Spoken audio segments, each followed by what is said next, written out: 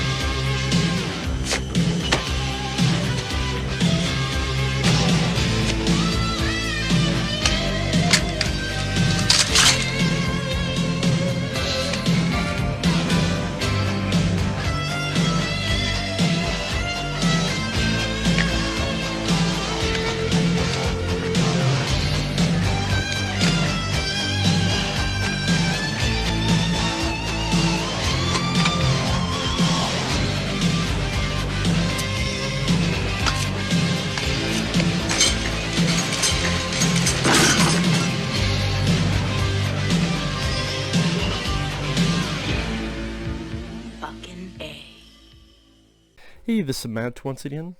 What about another review, and this is a review for Wes as for The Hunted. This is a 1995 film.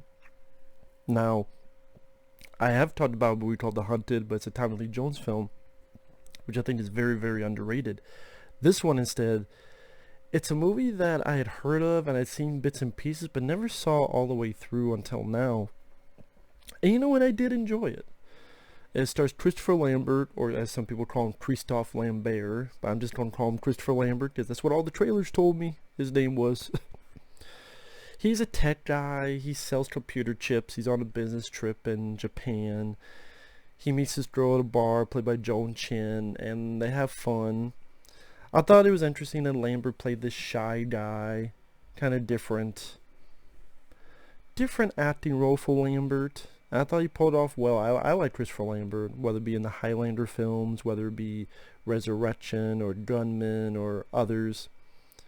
And like I said, it was interesting to see him play a different kind of role. Again, this shy guy, he's a nice guy though. You know, he has these weird boxer shorts. He's embarrassed by them. Again, interesting to see him do that kind of role. So he has his one night stand. And he leaves, and he comes back because he forgot to give her something, and he sees Joan Chen. You don't see this, but you get the idea she gets decapitated by these assassins. And he's like, what the hell? And he gets badly wounded. And remarkably, he survives. So while he's in the hospital, this other guy, played by Yoshio Harada, who is a samurai, and he has a clan who has a feud with these bad guys who are ninjas. And the bad guys are led by John Lone, which he's been a bad guy in a few other films, Rush Hour 2, for example. And he doesn't like the fact that Lambert saw his face. And he goes on about how he saw my face, so he stole a piece of my soul, so he must be killed. And you guys, you did not kill him. You did not make sure he was dead, so maybe you plan to betray me. So now this vendetta to kill Lambert because Lambert saw his face. And at the hospital, the samurai and then his lady friend, hey, we can protect you. And Lambert's like, I don't know about this. It's all getting crazy. So they leave, but then the ninjas come in and fuck up the hospital. Doctors, policemen, shoots one guy in the neck with an arrow. And Lambert escapes, and he does fairly well. He shoots one, he's able to escape from them. Able to meet up with those two, who's going to help them. They get on this bullet train. And as this is going on, you start to realize that the movie, Lambert is the star, but it really is about a guy who is trapped between these two warring clans. And for most of the film, he's kind of the prop for the plot. He's kind of technically the main character, but he's not the main protagonist. He's not like the main, badass. He's gonna fight the ninjas, this and that. It's not that. If you go in thinking that Lambert's gonna get a sword and fight a shitload of ninjas, you're gonna be disappointed. But I kind of like the fact that where the story was going and how it was written, where you start to realize that later on, this samurai guy is not as good as we think he is too. That really is using Lambert for more of his selfish endeavors, where he is gung-ho about getting revenge on his ninja clan. So really both of them are not really nice guys. The one nice person that can help Lambert is the samurai's girl, the samurai's wife, girlfriend, however you want to put it. I'll just say wife for sake of argument. Because I forget exactly what she was. I think wife. Because I thought that actress did a good job, and maybe would like a little bit more in depth to her character. But I did like her. And the seminal scene, the best scene, is definitely the bullet train sequence, because ninjas just start killing everybody on the train. I mean, and then this samurai guy is a badass. He just starts fucking up all of these ninjas on the train. And like I said, that's definitely the best part of the movie. Just how unrelenting these ninjas are, whoever the fuck on the train. Meanwhile, the good guys are like, hey, get everyone back in the train, get back, get back. And just how the samurai fucks these guys up with swords and all that. And so ultimately, after that, they take Lambert to this island, where Lambert starts bonding with this old man. And yeah, I like Lambert's performance in this. Like, the old man cuts an apple, Lambert's like, that was great. Like, how did you do that thing? Like, can you show me that? It's very different from, say, his role in Highlander, who was very serious and very... There's not a lot of humor to Connor McLeod. So it's nice to see films like Gunman in this, where Lambert's able to have a bit more fun and smile and laugh, and as well as be serious when he needs to be. And that's what I said. I like some bits of the story where you start to realize that, well, wait a minute, this samurai guy is not the nicest guy either. That he is using him as bait. Because Lambert even realizes, wait a minute, you're just using me as bait. Wait a minute, I've been on this island for 3 weeks. You think if he wanted to find me, he'd find me now, wouldn't he? In fact, I bet you led him to that bullet train, did you? Yeah, you led him to that bullet train. Those people got killed. Because of your stupid fucking bullshit grudge. And Lambert becomes the most likable guy, which makes sense since he's our lead. But the way the writer, which actually the director of this, he helped write Pretty Woman and Under Siege, which is another good one, which I reviewed. And about how I'm your prisoner, right? You sent word to them that we were going to be on that train. We should not have been on a train filled with people. And you know what? I'm not going to be here. I'm going to leave. Because if those guys come here, if they somehow find that I'm here, your students on this island, they're not going to be any match. I'm not going to let people get killed because of me. But this guy don't give a fuck. He don't use him as bait. And he fucking tells the bad guys, Lambert is here if you want him to come here, because he's that gung-ho about his grudge. So yeah, it made that okay, that character's not just the badass good guy samurai. I made it not as 100% predictable as I thought it would be, which is what made it interesting to me. And then John Lone, they try to give a little bit depth to his villainous character, because he's a bit haunted by killing Joan Chen at the beginning, and he finds out goes to his Yakuza wanting to know why Joan Chen had to be killed, why he was told to kill her, and he finds out the Yakuza did it for a petty reason. That the girl, she was given to him by a pimp uncle, and then she wanted to leave, and he's like, no, you're not. She's like, no, I am leaving. So he got pissed and got her the death note, so to speak. Here's a death note, go kill her ass. That could work. Like John Lone, like in a weird way, has some kind of honor. But the reason I don't buy it, you're making this big deal that, oh my god, I killed Joan Chen for this petty reason. Bullshit. But you ordered your people to kill a shitload of innocent folks on a passenger train. Where's the honor in that? These people were defenseless. They had no weapons to defend themselves. So you want to speak about honor, or you want to speak about, oh my god, I killed Joan Chen for this petty reason? But you're fine with ordering your people to kill all these folks on a train. That doesn't really compute for me. I'm too dumb. You don't have to make me understand that. I don't get that. So okay, if you're going that direction, that doesn't really follow through logically with the other bullshit you did. So their attempt at making John Lone a little bit, it just that failed because of that reason, at least in my opinion.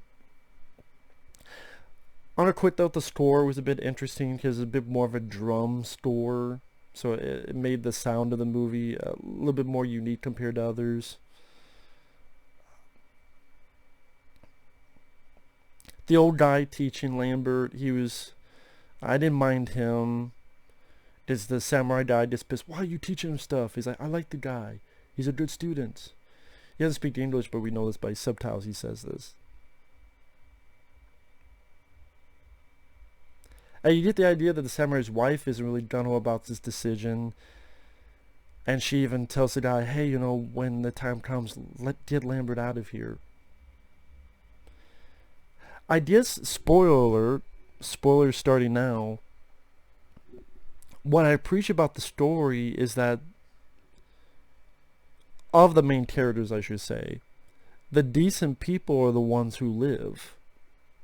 What I mean by that is, these two have such a grudge on each other, they end up dying, you kind of go, well, they deserve it. But the people who were decent, Christopher Lambert, the samurai's wife, who she's Miyako. I know I fucked up that pronunciation. Miyako. She's a very decent lady. Again, the old guy that was helping them. They're the ones who survive, and they're the decent people. I don't know, just something about that I liked with the writing. You know, I'm not sure about all the writing in the film, but it's not an action-packed movie. I did not go in as expecting an action-packed film. But what it's there is pretty well done. The finale I did rather like. Actually surprising that, you know, the ninja and the samurai fight, and the samurai loses. You ain't so Billy Badass, are you? I know that wasn't English, but so be it. And at least they try to explain, like, how does Lambert, who's not as skilled, but he's able to defeat the bad guy, at least they try to make that a bit more logical compared to other movies, which is all of a sudden the person will have magical wannabe superpowers. It's like, what? Here, at least they make it logical. Like, okay, he was with the fight with a samurai, and he did get injured, and then Lambert's able to get behind him and, you know, stab, and then, again, at least they make it a little understandable as to how a fucking guy who sold computer chips can fight a ninja and survive and win. And you get some nice moments with Lambert. And that's the thing with Christopher Lambert. People don't realize technically Christopher Lambert is, I'm not going to say blind, but close to it. I mean, it's gotten worse over the years, but even then, he apparently always had bad eyesight. Which is ironic because so many fucking films he does with swords that he has, that bad of eyesight.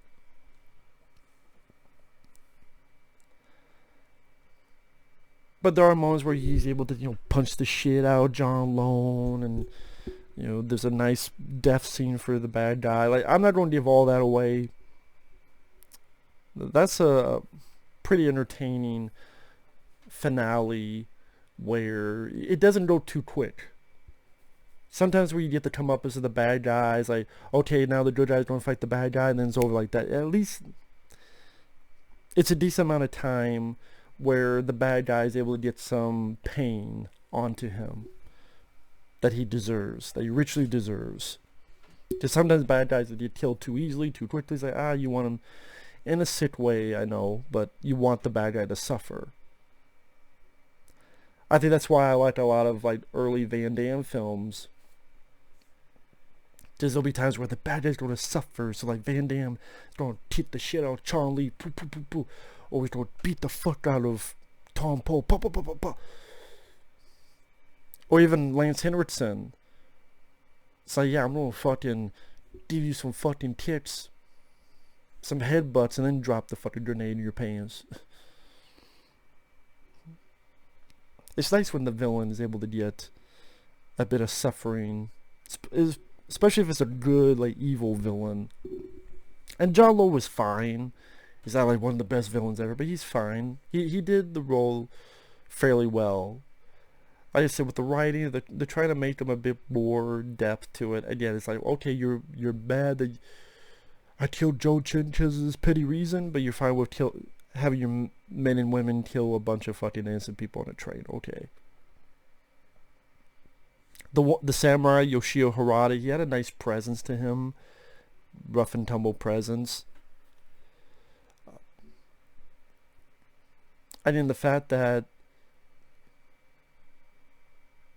he's not really a bona fide good guy either made the film a little bit more interesting. Again, it's not what I thought it was going to go, but again, I'm like, okay, I actually don't mind that piece of writing.